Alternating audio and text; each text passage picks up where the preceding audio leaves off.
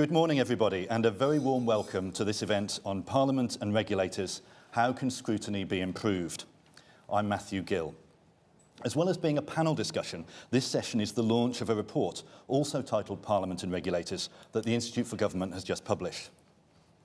The research was prompted by a worry expressed to us by several parliamentarians that regulators are not sufficiently accountable to them and that Parliament should take a stronger role. That's become a pressing concern as some regulators have taken on new responsibilities since Brexit and in response to some recent controversies, notably in utilities, environment, economy and education, but also elsewhere. Much has been written about regulatory oversight in general, but our research looked at the mechanisms of accountability to Parliament specifically. We found some good practice, particularly in crisis conditions, but we also identified some serious limitations to existing arrangements, with select committees rarely being systematic about their regulatory oversight, lacking regulatory expertise in some cases, and even lacking clarity about which regulators they were responsible for. So what does good select committee scrutiny of regulators look like? Should Parliament spend more time on it? What support does it need? And how can parliamentarians make sure their limited time is well used? To discuss these questions, I'm delighted to welcome our panel. Beginning to my left, Sir Robert Buckland is MP for South Swindon. He has held several cabinet posts, including Solicitor General, Lord Chancellor and Justice Secretary. He now chairs the Northern Ireland Affairs Select Committee and the Regulatory Reform Group. Welcome, Robert. Thank you. Dame Meg Hillier is the MP for Hackney South and Shoreditch and has been chair of the Public Accounts Committee since 2015. She's previously been a Home Office Minister and a Shadow Secretary of State for Energy and Climate Change. It's great to have you with us, Meg. And finally, Mark McAllister has been the chair of Ofgem, the energy regulator, since November last year. He previously chaired the Office for Nuclear Regulation. And Mark has had a long career in upstream energy industry and is also the chair of the Oasis Charitable Trust. Thank you for joining us, Mark. Thanks, Matthew. But that's not all we've got for you today. We're also joined by my two co-authors of the report. Maddie Bishop, a researcher in the Public Bodies and Regulation team here at the IFG, will shortly give us a brief overview of our findings and recommendations to frame the discussion. And Callum Paris, our research assistant, will be live tweeting the highlights of the discussion from his account, which is @Cal_Paris, 2 R's. If you didn't catch that, we'll retweet him from @Institute for Government, so please do follow and tweet along using the hashtag Regulators. If you're watching online, please send in your questions as early as you like via Slido. That's the panel next to the screen, and please tell us who you are when you do so. For those in the room, a microphone will be available during the Q&A portion of the event, so do think about what you might ask later. And we'll have a video and sound recording on our website within 24 hours. So before we open the discussion, I'll hand over to Maddie to tell us about the research. Thank you, Matthew, and good morning, everyone. I'm just going to be giving a kind of brief overview of some of the key, particularly quantitative findings of our report, as well as some of the recommendations. Before undertaking some of the quantitative work for this report, we actually had to define what a regulator was. Government doesn't have an authoritative, clear definition or list of what it considers regulators. So we defined it as a body or individual with statutory powers to set standards, monitor compliance, or take enforcement action. We then compiled a list of all of the oral evidence sessions undertaken since the general election in 2019, in which regulators featured across 30 key select committees, which included all Commons departmental committees, other Commons committees which have a specific responsibility for overseeing specific regulators, as well as cross-cutting committees in both the Commons and the Lords with a remit that includes regulators.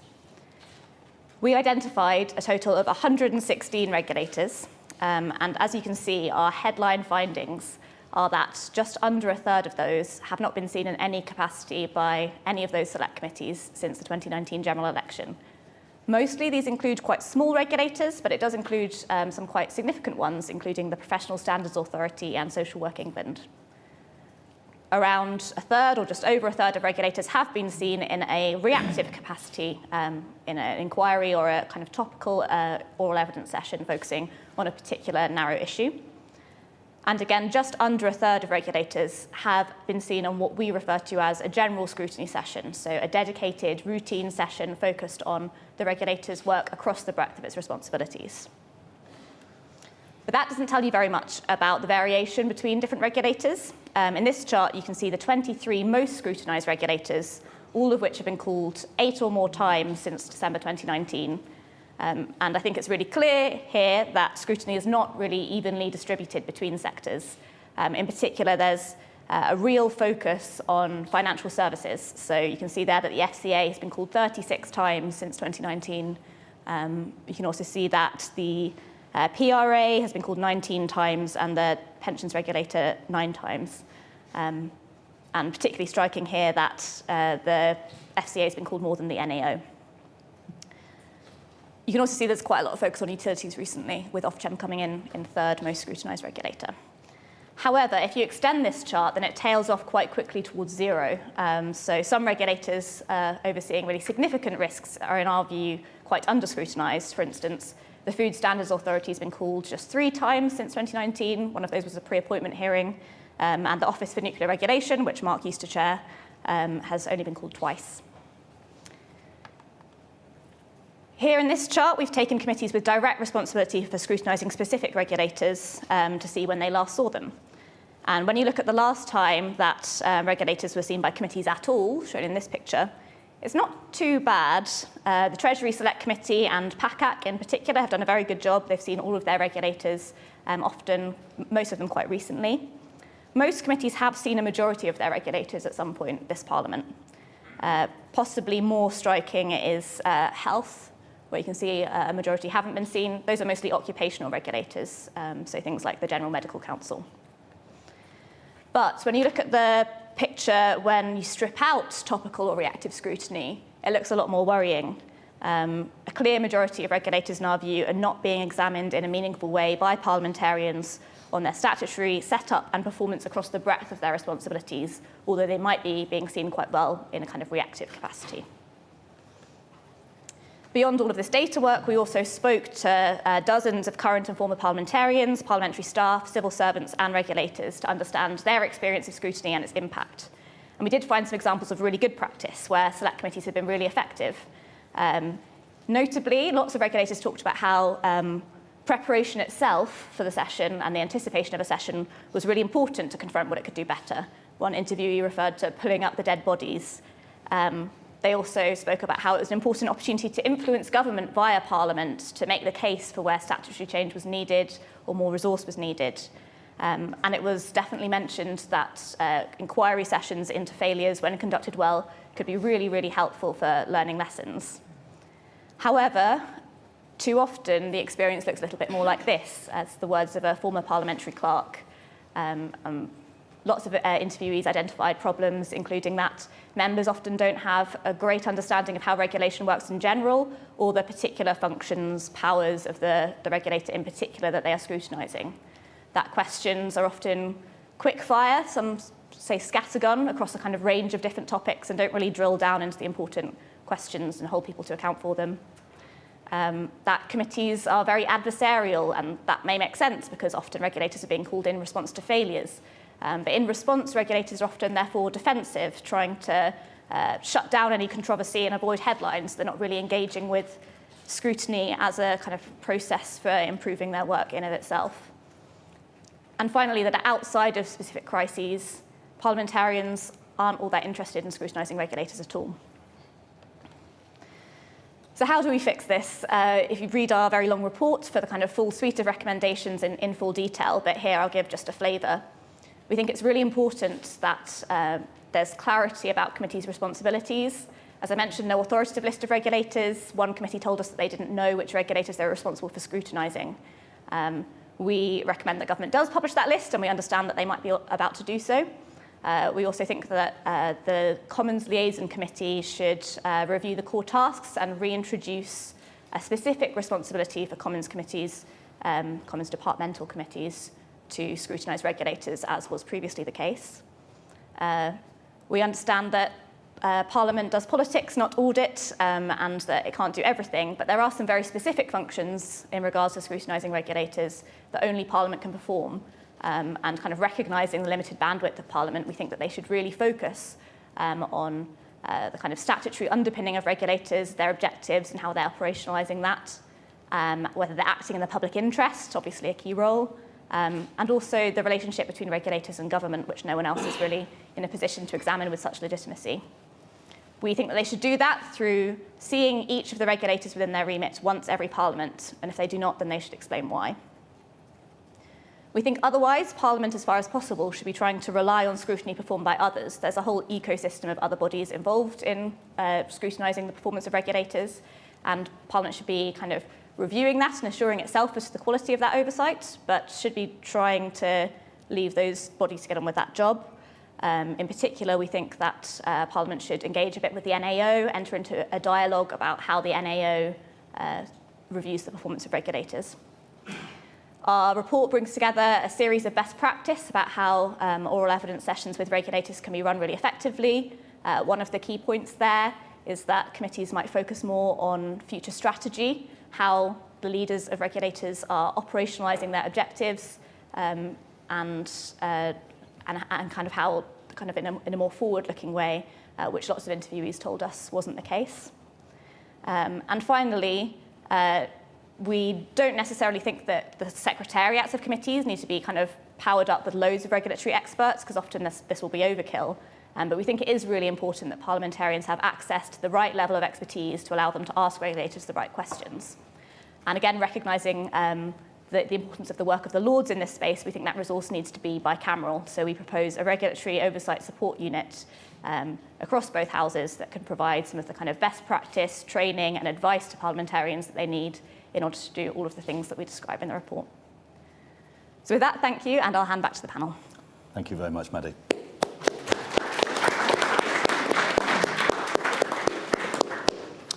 So lots of food for thought there, and Meg, perhaps I could start with you. I mean, from your experience as the chair of the PAC, does this account of parliamentary scrutiny seem familiar? And what does good committee scrutiny look like? Well, so it's interesting. I think from the Public Accounts Committee point of view, we have quite a different role to, as Robert, I think, would agree to other select committees. But it's interesting. So people think that looking at the accounts is the role of the Public Accounts Committee, but actually every select committee is expected under its standing orders to look at the accounts of the department that it oversees. And some, I mean, Sir Bob Neal at Justice does that very rigorously every year. Some don't do it with such enthusiasm or don't do it at all. And so, and similarly, I think with regulators, I think what was really struck me about the work is how his bit scattergun, as you say, across committees. Often when there's a problem, a committee will call in a regulator, and that will be why certain ones get more oversight than others. But actually, when we have done it, and with the new Lords Committee, looking at how it will do this, I think there will be a rigour that comes in. So when the Public Accounts Committee's got the huge benefit of the National Audit Office, which obviously does, you know, when it does a piece of work on a regulator, sometimes because we've asked for it or someone else in Parliament, sometimes because of its normal rhythm of work, we've got then, as one colleague once put it, the NEO bake the cake, and then the committee hearing is the icing on the cake. Or maybe it's the other way around, because possibly the NEO are more the icing, you know, but what I mean is, of course, the serious heavy lifting work, the detail of its operations, the money it's spending, and so on, is looked at by the National Audit Office, and then we can then probe that. So we have that level of preparation, which is available actually, of course, to all members of Parliament and all committees. But I think other committees are doing it a little perhaps more haphazardly, and we have made an effort to look at regulators, but we certainly haven't looked at more, because that would be just impossible given the workload.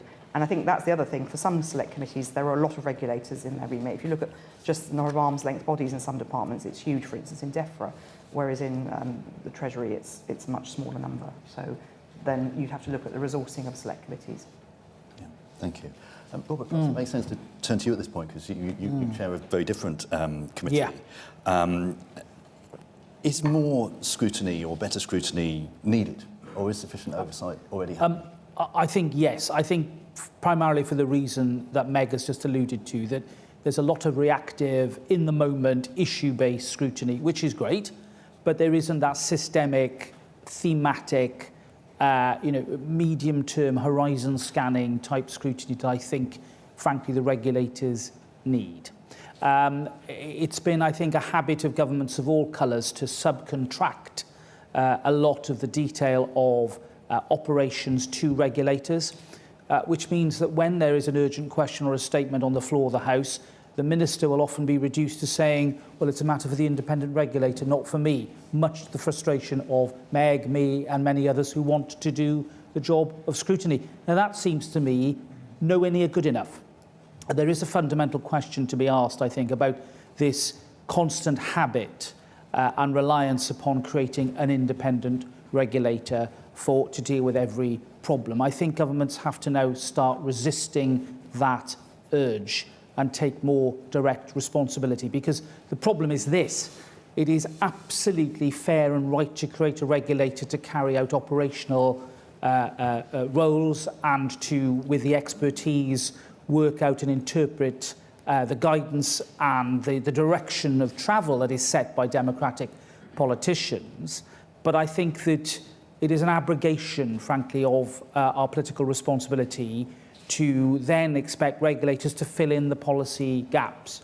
And they become the policy makers in a way that I think should make us all feel uncomfortable. It's not a criticism, by the way, of the regulators themselves. It's the fact that we've put them in this position, often with a plethora of different objectives, unclear statutory terms, objectives that sound great, but which often, I think, derogate from what I think the main function of a good regulator should be, which is to protect the consumer interest, and where there is, for example, an effective monopoly, to make sure that that monopoly position isn't abused.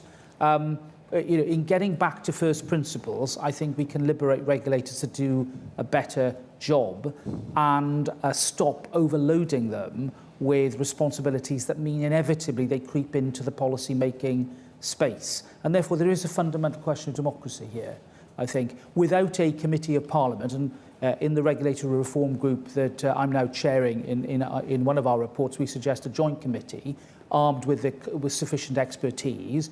We think that the regulator chief executives, the officials, if you like, can then be held directly to account, actually in a very constructive way. So there can be a formal dialogue, which I think not only is good for Parliament, but is good for the regulator. And, I don't know, I think Meg probably felt the same as me as a minister. I actually welcomed Select Committee interchange because I think it improved my approach to policy. It honed what I think the argument should be. It meant that weak points were exposed and dealt with. The same, I think, can apply to a healthy regulator. We should be welcoming this type of dialogue, formalising it, and making sure that regulators are in a position where they exercise power, but in a responsible way. I mean, the very fact that in the report you've identified 116 regulators is itself a matter of debate. In our report, we identified about 92. And I think that's because it's all about definition. You've added the inspectorates. And on my way over here, I was thinking about the inspectorates because, as Secretary of State for Justice, a lot of inspectorates. And I think it is actually a fair way of defining it, to put the inspectorates in. But the way that the inspectorates do things is an entirely different approach, say, from a regulator. And frankly, there might be lessons to be learned from, shall I say, the simplicity by which the inspectorates approach their work. They've got a very clear and often quite a historic role in inspecting and holding to account prisons or probation or whatever. And actually, I think it works very well. And there might be some lessons from the inspectorate as to how we can keep it simple, stupid. Absolutely. Thanks very much. So I'll turn to you, Mark. I mean, you might want to pick up some of the questions there about regulatory independence or otherwise. How long have we got? But also, I wanted to ask you about your different experience of parliamentary scrutiny and the closeness of attention you've had at the different regulators that you've worked at. Yeah, and that's a great question, Matthew. And I think it speaks to two of the key themes we're talking about this morning. So the first one, as Maddie's already referred to, and Robert as well, need parliamentary scrutiny be reactive, or can it be systematic? And secondly, where in Parliament is the best place for regulators to report? So let me just look at both of those. So if you think of the ONR, it's only been before a select committee twice in the last few years. Is that because it's a low-hazard industry? You only have to think of Chernobyl, 3 Mile Island, Fukushima to know that generically the hazards of nuclear industry are very high. Specifically for this country, Sellafield is a very high hazard location and will be under enhanced regulatory scrutiny from the ONR for many decades to come. Then if you come further upstream, the AGR fleet is coming off stream in the next few years, earlier than we thought a few years ago. It's going to speak into a security of supply issue at the end of this decade. And then go upstream further still, as you think about Sizewell C, small modular reactors, the role of the regulator not getting in the way of progress. So there's a lot to scrutinise in the ONR. I suspect that the 2 times it's been before a regulatory committee were probably based on press reports on whistleblowing and cybersecurity at Sellafields. Both reports generated a lot more heat than light. And so I think it's not only a question of being reactive, it's a media-led scrutiny of regulators, and that's something we really need to guard against. We need to take control of the narrative and the rhythm of scrutiny. I think that's really important. I think secondly, in terms of where we report, so the ONR sponsored department is the DWP, partly for historic reasons, because we vested out of the HSE, but also partly for governance reasons, in that giving that degree of distance from the department, the energy department, with the commercial interest in the activity of which we were the safety regulator.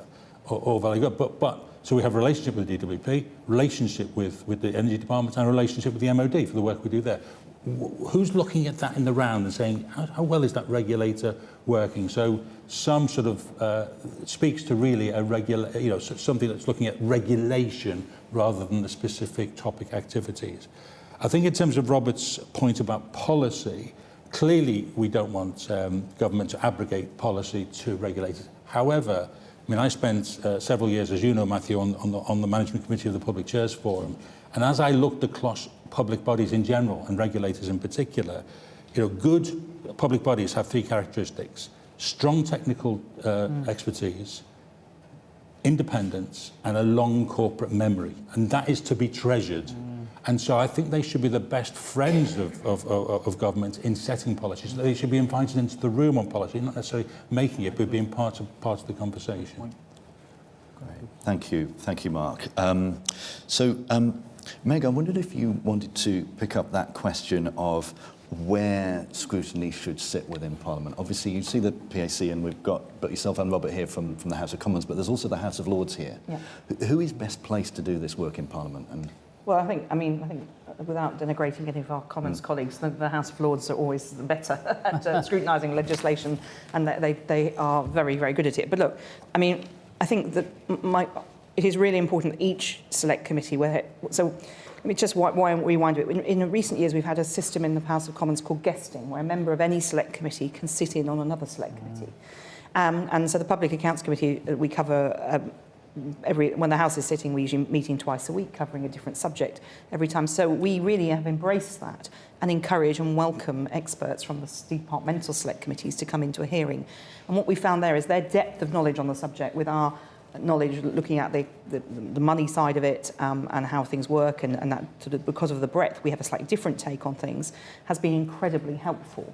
So, there are different ways you can construct this, but I think that every select committee, every departmental one, should look at its own regulators in a certain rhythm. I think once a Parliament for some would be perhaps enough, but sometimes more often for the big ones. And because I think that this point about being reactive, there are moments when that's absolutely vital. Something's gone terribly wrong, it needs to be examined. But actually, because we have a rhythm on the Public Accounts Committee, looking at things regularly, looking at departmental spending and particular departments that are challenging or projects that are challenging, when something does then perhaps blow up in the news, we can say, well, actually, we've seen this coming, or perhaps this was a surprise, or what's happened. We've got more detailed knowledge of the wider subject. So I think that regular rhythm in the Commons is really important. But I think the Lords' new regulatory committee will be very good. And there are challenges sometimes about having joint committees, but I think if we can look at that kind of guesting opportunity where you bring in an expert from a departmental select committee in the Commons to the Lords, or you bring in an expert from the Lords to a committee in Parliament. We don't yet manage that on select committees in the House of Commons. We don't have that kind of guesting from the Lords,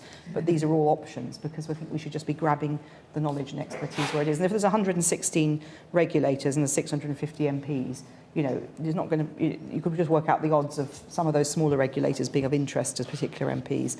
One thing about Parliament, House of Commons compared with the Lords, is because of our geographical constituencies, wherever that regulator is based, it will have a champion or a scrutineer built in. But apart from that, I think we could be doing it much more regularly through departmental select committees, and I think it should just be required. What is interesting, I should just finish on this, but because as I said, that every select committee is expected to look at, or supposed to in its standing orders, look at the department's annual report and accounts, and many of them don't, and there is no sanction on that. Now, MPs we are, Parliament has got its sovereign and all the rest of it. But I think that is actually quite a worry to me, that some departmental committees don't think that's their job to do. And I think we need to have more literacy on finance, but also on regulators. And I think if they were required to do it in their standing orders and actually held to account for that themselves, that would be an improvement. Great. Thank you. So it calls for being a little bit more systematic, both in terms of the information looked at and in terms of what drives the agenda for committees. What do you think are the obstacles to achieving this, and how would you? Well, look, whenever a new committee is set up, I can tell you it does there's always a fluttering in the dovecotes, isn't there, about what that means in terms of remit, whether it means there's a mission creep into the work of other committees, parliamentary time, and therefore the liaison committee does ponder these issues quite carefully. The new Lords committee that's been set up, the ad hoc, I call it, it's an ad hoc committee really dealing with financial regulation, was a case in point. I think Treasury Commons Select Committee was a little concerned that perhaps there was some reach into its function. The committee's now been set up. I think Lord Forsyth is chairing it. It seemed to me to be a very good step forward, but in many ways a missed opportunity, because I think that we do need to seize the joint committee model. If it's Lords-led, fine. Having sat on Lords-led joint committees, I think they work really well. They tend to get set up on specific issues or sometimes even draft legislation, which Meg and I will have both had experience of. And I think a committee then suitably supported by staff with an expertise on regulation doesn't need to be a massive sort of US-style phalanx of people, but the ability to draw on expertise from other committee clerks or indeed other parts of the scrutiny system in order to make sure that for the particular inquiry there is the expertise there to help support MPs and peers in their questioning. I think we need to make room for that. And I think it's important because unless we start to formalise, to deal with Mark's point about the fact that that very often the unlovely, the unfashionable, the non-newsworthy regulatory body will be of incredible importance. Unless we get them into the picture and normalise and make it a regular, at least once a Parliament session, and not just a box-ticking, let's go through the motion session, a meaningful session, then I don't think we're going to move the dial forward, because it seems to me that unless we create that formal framework of accountability and dialogue, then many regulators just won't get into the habit of thinking, how am I going to explain that to the committee if we do this? Exactly. That's the question we want everybody to ask. As ministers, that's what Meg and I used to ask ourselves. How are we going to explain this to Parliament? Are we going to be laughed out of court? Does this pass the sniff test? And it's all those important questions that I think regulators should themselves be asking, not just in terms of glib media management, but in terms of substance, in terms of the quality of their decision-making and whether or not they're being true to the objectives that they've been... If I could just chip in there, because the Public Accounts Committee is the place where accounting officers, mostly the permanent secretaries in departments, come, and they know that they have a constitutional responsibility to report to Parliament through the Public Accounts Committee.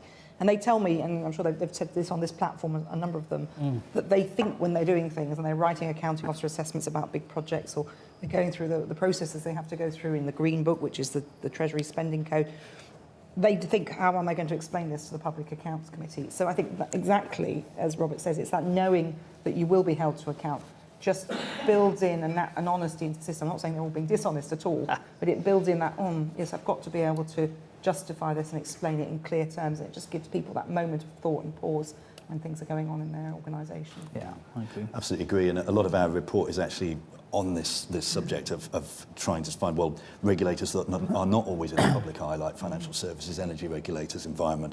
How do they get into this rhythm? Yeah. So, I mean, Mark, maybe if I could turn back to you on that subject. Having worked in a regulator, obviously, that's been less scrutinised, what can a regulator itself do to try and improve its scrutiny and to be proactive with Parliament to achieve that? So when I was at the ONR, we instituted something called the Chief Nuclear Inspector's Annual Report, and it looked not unlike your document here. So once a year, state of the nation of the industry, where our regulatory priorities are, whether we're moving in the right direction of improvement, and what's coming down the line as the key themes coming up. So for the next 12 months, and it's very readable, everybody's got a milestone document that you can refer to. Yeah. Now, I would be very happy to do something similar in a regulator, have the NAO or somebody to cast an eye over it to give their commentary, and then that can be the text for a balanced, right wavelength conversation with a committee. I think that's a really good approach, and it's done in so many. The inspectorates do it, for example. You know, this is something that's not new. And I thought your point, Mark, about you know, the institutional memory. Yeah. I think that's so important. The expertise and the institutional memory. You know, sadly, very often in government, there is a high turnover of ministers. You know, whatever we say, we wring our hands about it. I'm not sure that's going to change particularly. I mean, with new governments tend to have a longer period where there's a bit of stability to begin with. You know, David Cameron managed to resist a reshuffle for, I think, 2.5 years, which was an extraordinary record. I think that might be the modern record. But, you know, we've hit this period where there is turnover and instability. And without that sort of, you know, we've been here before, look, we've tried this one before, institutional memory check and balance, then, you know, I think we lose a lot. So I think that was a very powerful point. I'll just say one thing. One of the most interesting sessions we had on the Public Accounts Committee was when we had 4 regulators in front of us.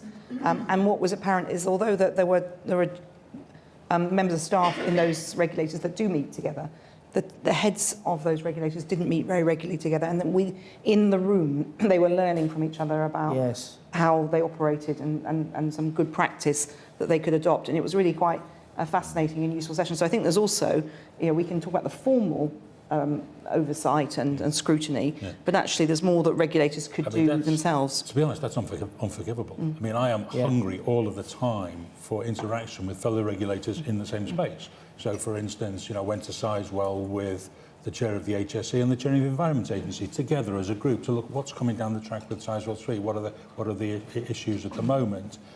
And amongst this myriad of public bodies, not just regulators, how does our work fit in with the work of the Climate Change Committee, of the NESO, of the Infrastructure Commission? You know, we ought to be talking to each other a lot to make sure that that is absolutely joint. Yeah, I agree. I can remember, and you know, when I was Solicitor General, particularly valuing having the ministerial interface with the regulators that were relevant to criminal justice in the same room together. Yes. And frankly, it was a bit of a battle sometimes, because to get the engagement of other ministers to actually come to these meetings and see the value was difficult. And I found that very frustrating, because I thought that the discussions we all had as you know, chief inspectors and ministers just really helped inform each other about the landscape. And you know, whilst the independence of the inspectorate is, you know, clearly vital and was being maintained, it was just good for ministers to understand what was informing and influencing the inspectorate. Because frankly, you know, if we go around with sort of 2 ignorant armies clashing by night, we've really got a problem, I think. Yeah. If we can just go back to whether joint or Commons or Lords Select Committees, I mean, you know, picking from a population of 1,400 is better than picking from a population of 600 in terms of, you know, getting those committees together. Expertise is important, but I wouldn't overemphasise it, because if you think of the governance structure you've already got in place, you've got a highly expert executive in the regulator. You've then got a board of directors above that. And actually, you know, I think the select committee ought to be performing like a super board of directors, asking those piercing strategic questions that get to the heart of the regulatory mission, not being buffeted on the winds of today's topic. I think that's right. I think you know, the expertise you need in Parliament is that it may be experience of government, maybe experience of industry or the private sector, and just asking the right questions, holding the inspectors true to their objectives and bringing things back to, well, you know, that's very interesting, you've got all these glossy strategies, but what have you done to advance the consumer interest in the last year? You know, it's sometimes the daft question that is the most piercing. Yes, I think, I mean, we are certainly on the Public Accounts Committee, when I'm talking to potential witnesses, say, remember, we connect with the real world every week in surgeries or on the doorsteps in people's homes, and when things hit real life, that's sometimes the value of a humble, generalist politician. Yes. Well, perhaps not many of us are humble. Well, let's put a plea in for the generalist. Sometimes the generalist can be has an important role, I think. So, yeah, certainly the Public Accounts Committee is not all accountants and auditors by a very long stretch. the appropriately supported generalist. So let's open it up to the room if we've got any questions. We've got Tom at the front, gentleman in the third row, and gentleman with the beard at the back. So front row first. Thank you. Thank you. My name is Tom Windsor. I used to regulate the railways, and then I inspected the police, and those two have much in common, much more in common than you might have thought, and not just the fact that they both have stations. I've almost always agreed with Robert Buckland until today. Inspectorates and regulators are not so different, except in relation to their powers of intervention, direction, and enforcement. They do 85% of the same job as economic regulators because they assess the efficiency and effectiveness of the bodies under their jurisdiction. But I was struck by what appeared to be the political intolerance of independence. Robert said ministers should resist the urge to give independence to regulators, and I never thought Robert would be the natural successor to Stephen Byers. The point about independence, as we know, is to detach long-term economic decisions from short-term political considerations, because political horizons are much, much shorter than long-term, for example, transport planning or electricity or gas, etc., economic decisions. Robert said it's a fundamental of democracy that the ministers should have the final say. I don't agree. I think that the highest level of democratic legitimacy is the act of Parliament that establishes the regulator. And if Parliament wants to change that and to give ministers more power of intervention or to change the statutory duties, and that's for Parliament to do, but not through ministerial intervention. Alistair Darling lost his temper. Getting any emotion out of Alistair Darling was a real achievement. He really lost his temper with me when I was making my final decision on how much money Network Rail was going to have after the collapse of Railtrack. And there were threats to my independence over the collapse of Railtrack, including a threat by then Stephen Byers, with the authority of the Prime Minister and the Chancellor, to take me under direct political control using emergency legislation if I resisted their plan. I did resist their plan, but it went through anyway. And later I asked Robin Cook, who had then been leader of the House of Commons, why did you take the risk of that overt threat, very public threat to independence through emergency legislation, when I was no friend of Railtrack? And I was clearly, that threat would have a knock-on effect to the independence of all the other independent regulators: gas, water, electricity, telecommunications, postal services, and competition. And he put it this way, and I liked the way he put it. I liked his candor. He said, Tom, you just didn't get it. In the 17th century, Parliament fought a bloody civil war to gain control of public expenditure, and we were not about to give it up to you. I think select committees can protect the independence of regulators by holding ministers to account when they do cross the line and intrude on independence. If the independence is going to be changed, that's for Parliament to do, not ministerial bullying. Okay, so there's something here about, I think, as Maddie was saying, about select committees thinking about the relationship between government and regulators and Parliament, and being really explicit about their thinking about that question. So we had two other questions. We'll take them briefly. It was the gentleman in the third row. Thank you. Yeah, Enrico Russo, Auxiliary Consulting, LLP. I work on regulatory issues, although I, in a past life, used to be a civil servant. I spent 2.5 years working at Ofwat on periodic reviews. My question actually builds on that first one, although from a different angle, which is to say, I actually completely agree with everything that Robert Buckland said earlier about the fundamental question of democracy and the fact that, that, you know, at the end of the day, these regulatory bodies are very often dealing with what are effectively public policy issues or public industries to a certain extent.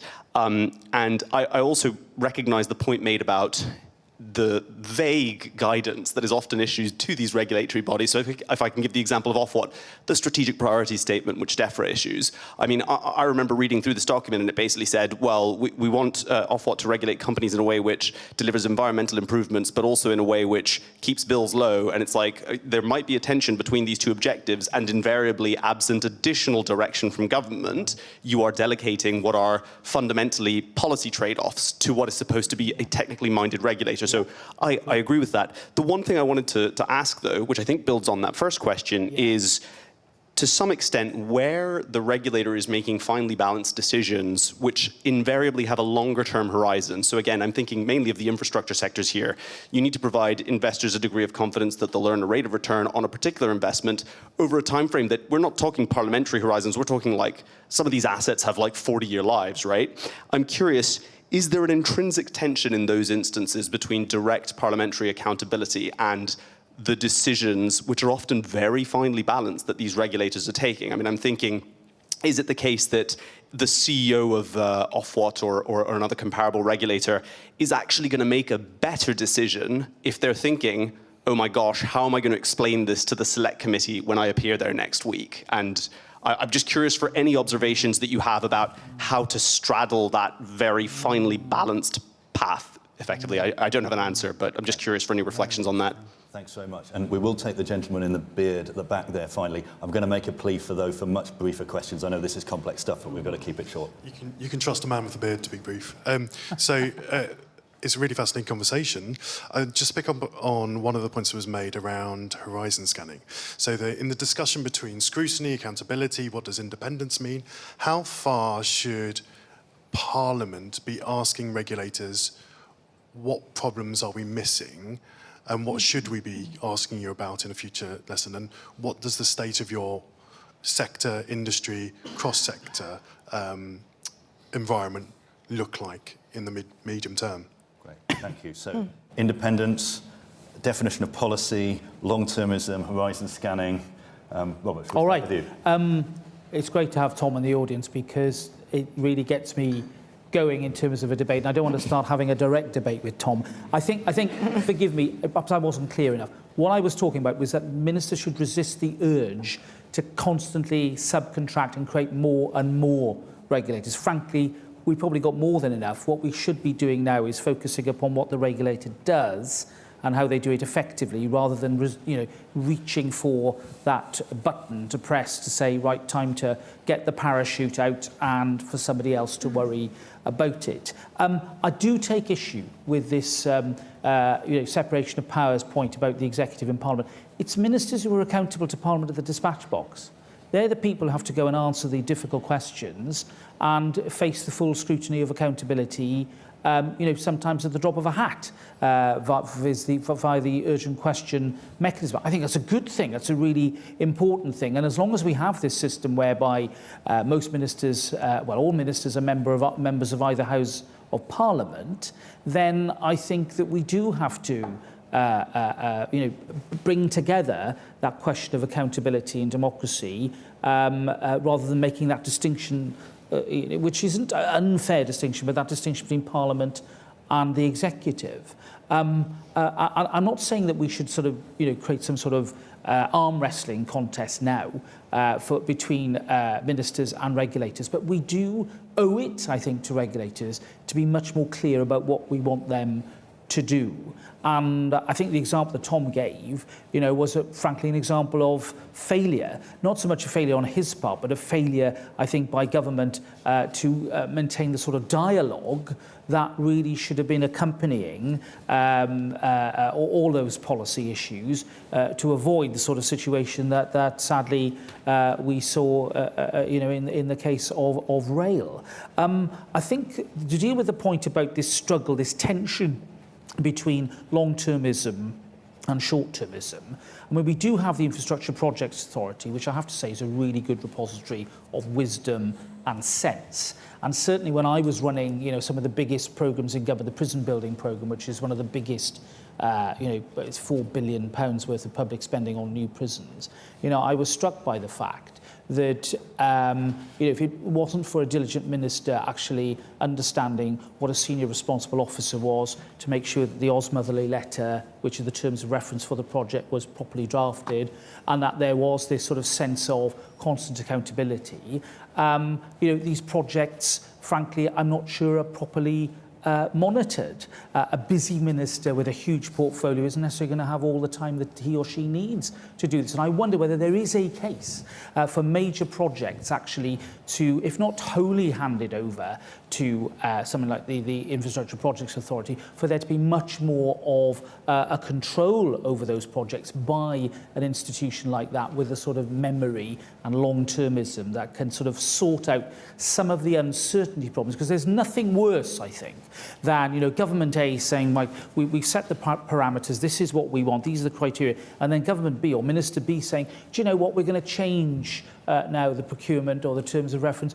And of course that sets all sorts of hairs running, creates more expense and delay, and definitely disincentivises investors from wanting, or companies from wanting to bid and get involved in these projects. So I do think that we need to focus on all our major infrastructure projects and government projects and see whether we can create a system of governance that is better.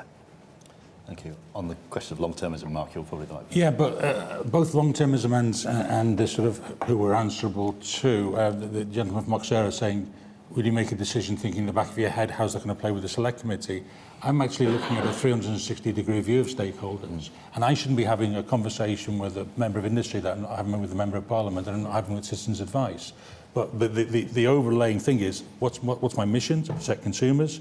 What's the context? And the context for me is the trilemma: price, security, net zero. If we don't get that balance right, we're not protecting consumers. And so that gives me the long-term strategic framework in which to have the conversation with politicians. I think the other thing about conflict with government is to look across your regulatory responsibilities and look where the areas it's likely to happen. So going back to O&R, at the front end of the business, new build, we need to be agnostic about new build. We're a safety regulator. And so there's likely to be some butting of heads. You get to the back end, you get to Sellafield, and we're all pointing in the same direction, the NDA, government and ourselves. We've got to lower the hazard as quickly and as cheaply as possible. So that's the area in which you're sort of standing shoulder to shoulder rather than face to face. And I'm sort of doing the same thing now in Ofgem, looking at the areas. In fact, the area of Ofgem that gets least attention, in which probably about 40% of our staff are employed, are our delivery and schemes. And the boiler upgrade scheme, etc., etc. And that's probably the area in which there's most potential for conflict for government, because they might come up with some whizzy-dizzy new scheme that's got, it's got a bit of press bite, but is it actually adding to the reducing the carbon footprints of the country? And so those are probably the areas in which, so looking, trying to predict the areas in which conflict will, and getting ready for them. Yeah, really interesting. Thanks. Meg. Well, if I could reassure Robert, on the Infrastructure and Projects Authority under Nick Smallwood is doing very much what you're saying and more, but the interference of ministers in government projects is a disaster, frankly. But it's the bread and butter of the PAC, so we don't have a vacancy at the moment, but next time we do, I'll mention it to you. But look, on the independence, I think the key thing for me is when I look at sometimes when things have gone wrong, independence is really good, really important, because you want that independent expert advice without fear or favour to government, and the technical expertise in some of the regulators is immense and very important. But sometimes there's a challenge when the remit of a regulator is not always well drawn, or it hits money. And I think that, I don't know the detail, although I was around sort of on the peripheries at the time. And when you've got a regulator making a recommendation that's costing money, and you've got a challenge with the public finances, you're going to have a butting of heads. And you're also going to have, I remember when I was in the Home Office, the then head of the drugs regulatory body said it was safer to take drugs than it was to go horse riding, which was an odd thing to say. But also, that was one of two specialist, maybe three specialist scientific advisory bodies in the Home Office. And no one thought when people were being appointed to that they were going to get their own headlines in the media. It wasn't. They were supposed to be there as white coat experts, if you like, to advise ministers. and not have their own profile. Now, that's an interesting one. I'm not saying that it's wrong for a head of a regulator to have their own profile, but it's not a political profile that they should be getting. And I mean, the ins and outs of why that happened, I think he didn't stay in the job that much longer. Was that Professor Nutt? Yes, it was. Yes, Yeah. yes, you remember. So, Yeah. but I think the funding is a really important issue. And when we've looked at things like the Gambling Commission, it's very small for what it's got to do. So it's almost set up not quite to fail, but it's never good. You know, when we can make all sorts of suggestions about how it could work and what it can do, but without the funding, it won't do well. You've got the Gangmasters Licensing Authority, which was set up to be lean and did a really that was seen as a successful one. But who'd have thought that was that was solved a problem of the terrible tragedies in Morecambe Bay that must have been there before, but no one realised. So sometimes there is a need for new bodies, but set them up lean and mean and keen, I suppose. And then I think.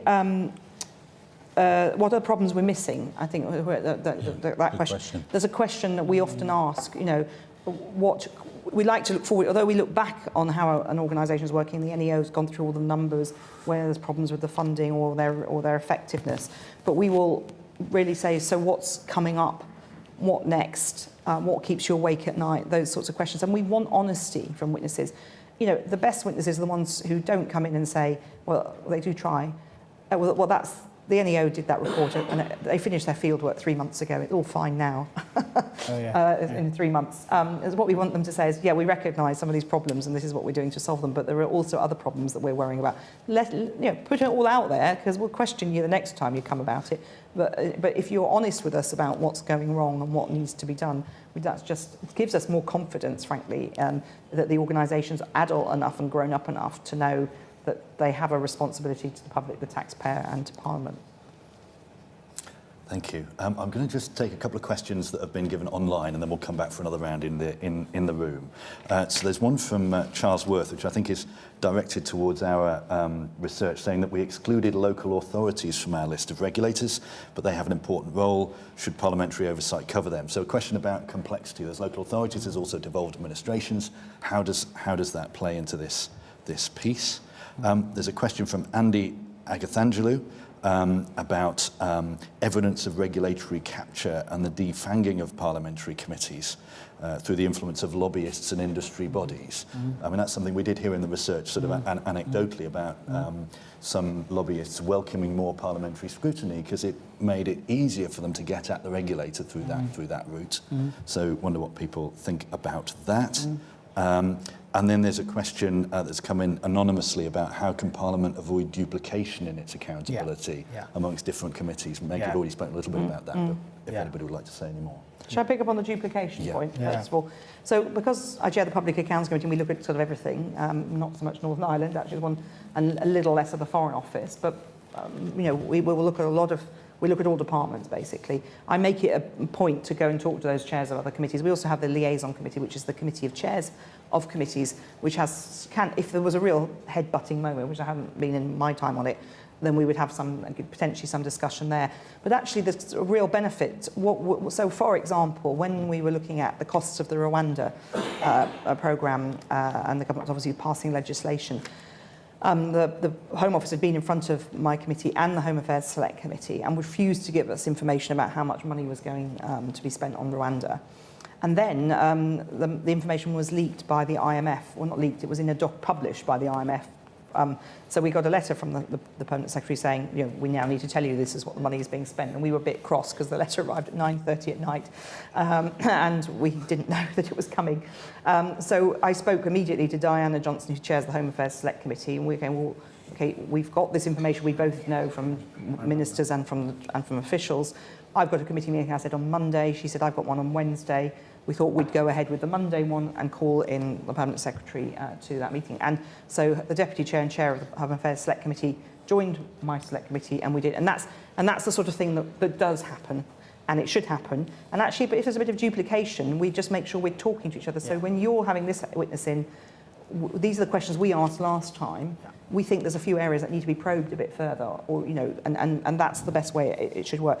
And I think there can be a little danger sometimes, but we've usually headed this off where it's a big media story and everyone wants a piece of the action, and chairs say, but my committee members want to do it. So the guesting thing has really helped just smooth that out. I think on the regulatory capture thing, I think the biggest issue there is actually for all party groups, some of whom the Secretariat you know, I've been approached by people saying, we really want to set up an all-party group on the subject that we are expert in or that we're lobbying for. And, you know, I gently say, well, not so gently necessarily, no thank you. But that is not, that's still an area in Parliament that needs to be resolved. And I think select committees are a bit more canny about how they deal with that. I agree with that. I think on local authorities, we have looked a bit at this, trading standards, environmental health. These are things that cut across national and local regulators, and local government's been so denuded. I mean, trading standards is... it's so variable. It's been really diminished massively in local authorities. And that's a fair point. Are we looking at it enough in Parliament? I think different committees will be, but we probably haven't pulled it all together. Yeah, and to develop that, I mean, local government, we're obviously very wary of treading on the steps of the scrutiny committees within local authorities, which do an important job. But if the LGA, for example, you know, made a systemic approach to say, look, we're really worried about trading standards, environmental health, all these, you know, capacity-reduced bodies in local councils that are not providing a consistent service or any service at all, then, you know, that could be a sort of proper way by which then select committees in Parliament could get involved. I think it's more complex with the devolved.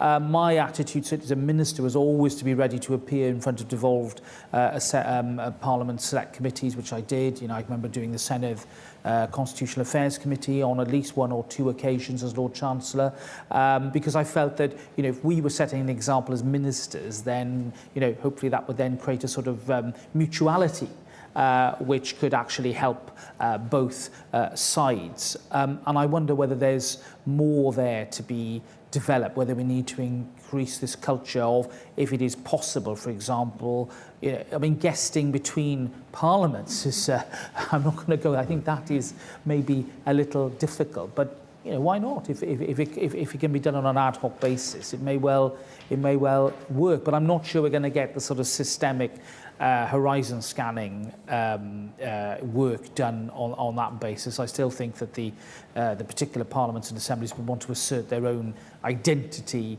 in that way. But I do think we need to be open to ideas, and we do have forums, you know, within the UK,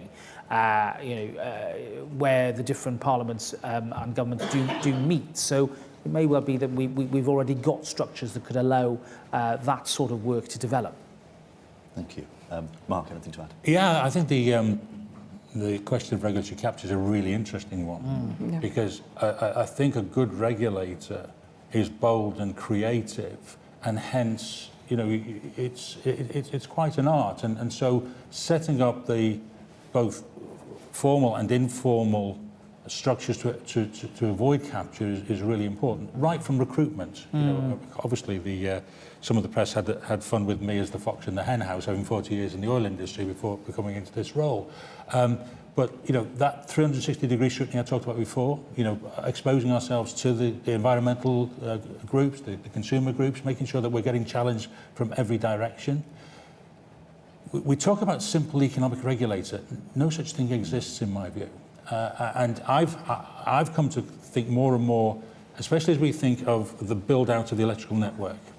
We're going to be spending tens of billions of pounds of yours and my money, and we're overseeing that. So we are actually, that in terms of my own particular expertise, that speaks less to my time at ONR, more to my time in industry, because not just writing commercial contracts that give the right behaviours to industry, but then managing those contracts both commercially and technically. Yes. You know, if we just populate regulators with economists, we're never going to be able to get the outcomes that we need. We need people who understand industry, and actually our you know, the tools that we have are everything from prosecution through enforcement, through persuasion around the board table, through understanding how people might want to game the system, you know, with the price controls.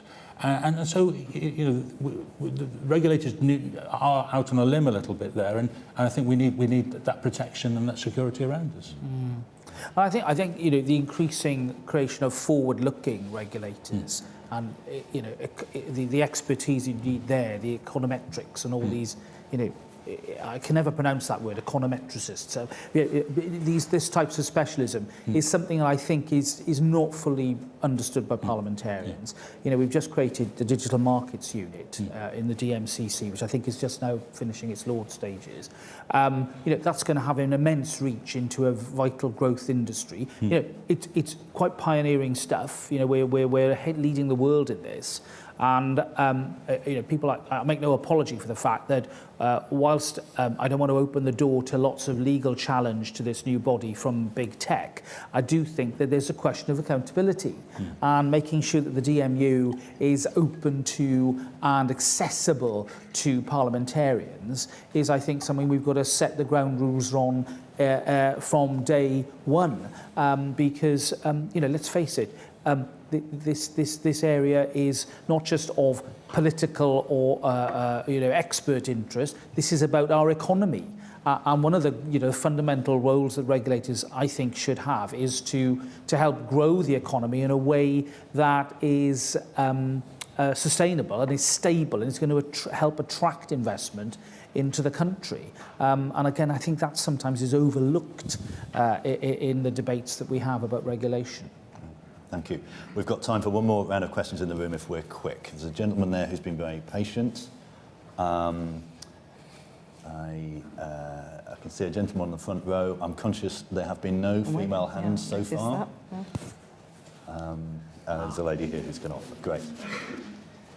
Yes, I'm Robert Morland. I'm a former member of the European Parliament, which incidentally has quite a long history, which I was involved with in this kind of area.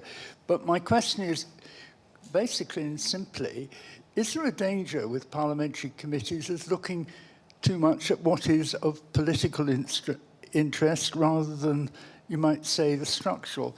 And also with that, you did touch on the question of whether you should say whether a regulator was doing something that they shouldn't be doing.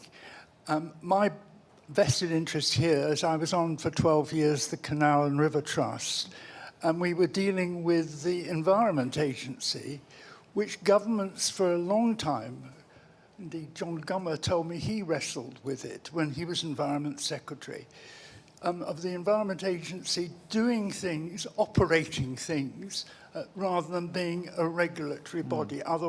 In our case, a number of canals, a number of rivers.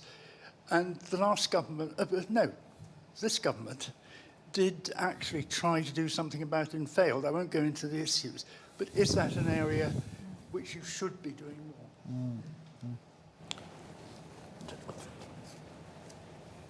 Thank you very much. Matthew Lakutra, I look after power and utilities at KPMG. I've got to build on your point around investments. A very simple point I just wanted to make is that calibration of parameters that economic regulators set has a very, very fundamental impact on investments and who we bring in as investors. And you know, one concern that we see in the market is that when you look at appeals of regulatory decisions, regulators respond very differently. In some cases, they fully embrace decisions. In some cases, they repeatedly ignore them and do not implement them. And I just wonder, what do you think should be the mechanism for holding regulators to account on appeal decisions? Thank you. Very good question. Thank you. And the lady in the middle. Hi, thank you. My name is Catherine. I'm a member of staff in the House of Commons. And mine was kind of a practical question, really. If you look at the calendar for what's going on in Parliament, there's obviously select committees sitting all the time. You know, individual committees are perhaps more busy than others. Thinking about the lack of time dedicated to the scrutiny of regulators, is there any work that select committees are doing that the panel thinks that they could maybe deprioritise or maybe not be doing to make room for them to take on the capacity to do the regulatory scrutiny? Should I just pick up on the workload of committees? So, I mean, the Public Accounts Committee is quite different to others, and thanks enormously to our colleagues at the National Audit Office who 956 brilliant people in Buckingham Palace Road and Newcastle. I'm saying that because some of them are in the room, but they can do an awful. They have the capacity that we have, the support we have from them means we work at pace. But we have to do nevertheless quite a lot of preparation for that. What is interesting with other select committees, I feel, because I suppose I have been on years ago on the Northern Ireland Affairs Committee, but they work at a different pace, and I think that actually part of it is just thinking about the mindset of members. But we have too many select committees in one sense, and it's very hard to hold members to them. And even we all have ways of managing that, but there are a lot of vacancies on select committees. Yeah. And so if they all were to meet twice a week, and the way the Public Accounts Committee does, I think there would be a struggle. So I think part of it is actually appreciating the value of being on a select committee. Certainly when I joined Parliament in 2005, people were fighting to get on to select committees.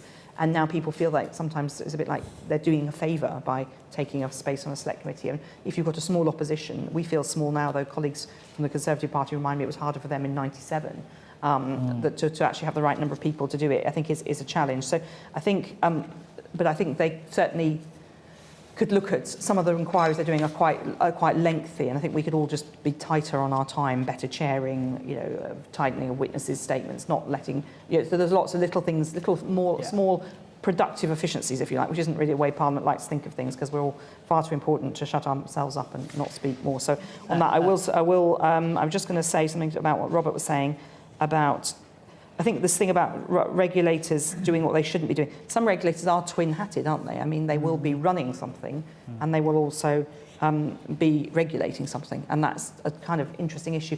We've looked at, and I recommend the National Audit Office's work on arm's-length bodies to you, how arm's-length bodies have been set up. So some of them will overlap with regulators. They can be arm's-length, some arm's-length bodies are regulators. And it's a bit random. Robert referred to this earlier. A minister will decide this needs to happen and set up a body. And now there is a blueprint, thanks to the National Audit Office, for any future minister, if they've got the wit or their department has to look at it and say, actually, what are we trying to do with this body? Which is the best vehicle for it, and how do we set it up? And I think we could just do with a bit more there. But I think the ship has sailed on lots of bodies that have already been set up, and changing them would be massively time-consuming. Yeah. So where they're twin-hatted, I think that's just an accepted thing, and we need to make sure we're monitoring them, what their different activities in different ways. Yeah, I agree. I mean, Robert's point, I think he sort of neatly summarises the dilemma we've been dealing with today, and the EA is a classic one where actually you've got some real capacity issues. They are very important consultees in big planning applications, and very often, due to capacity issues, they're not able to respond in a timely way, and very often they then get accused of being the villain of the piece by holding up quite important planning decisions because we have to know what their view is on flooding or whatever the issue is, and therefore sometimes I do sort of put a plea in mitigation for hard-pressed regulators who don't really have much capacity, and we mustn't forget that.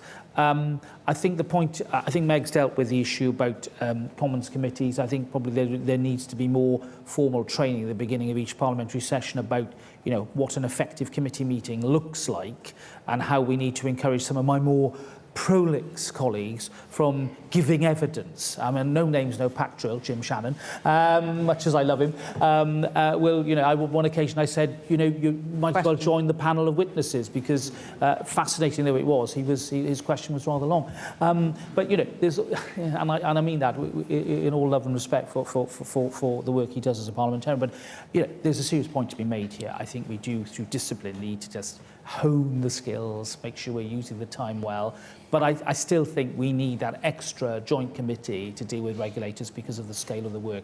I think your point about response to appeal and what that means for regulators. Well, perhaps we need a bit more stick.